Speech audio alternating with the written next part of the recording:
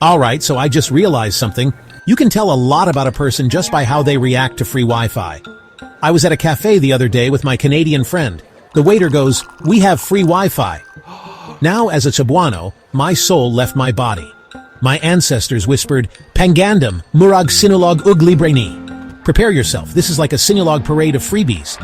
So I'm like, "Nai free Wi-Fi, ato ta dito." There's free Wi-Fi, we stay here. Then my Canadian friend just shrugs and goes, "Oh, I have unlimited data." Unlimited data? Bruh, the way I looked at him. Murag nai gahum nga wako kasabot. Like he had some supernatural power I couldn't comprehend. Unlimited data? That's some Marvel-level superpower in Cebu. If you have unlimited data in Cebu, you're not a normal person. You're a mystical creature. Like, if you tell a Cebuano, "I have unlimited data," we won't believe you right away. We'll be like, "Unsa network Nemo? K murag scam nida." What's your network? This sounds like a scam. If you're a Cebuano with unlimited data, people start respecting you. They'll start asking you for life advice. Kuya, unsa sikreto sa imong kalampusan? Brother, what's the secret to your success? And if you ever offer to share your hotspot, we will worship you.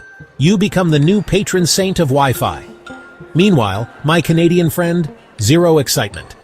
Didn't even bat an eye. Cebuanos treat free Wi-Fi like a religious experience, like we just witnessed a miracle. Canadians treat unlimited data like it's tap water, something they just have. And that, my friends, is how I realized I am not ready to live in Canada. Credits, script by your name.